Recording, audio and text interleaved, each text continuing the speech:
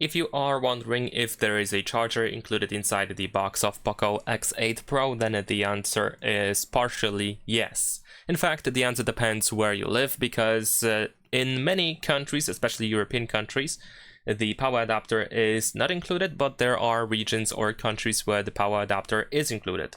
Now, the best way to check if the power adapter is included is by looking at the back of the box. If there is no power adapter, then you can find this graphic over here, which clearly tells you that the power adapter is not included. So if it's possible, check out the back of the box, look for this image, this graphic. And if you cannot check that, if you cannot check the back of the box, you can try to contact the person that is selling the phone to you and ask them if, if they can check that for you, or if they know if the power adapter is included or not.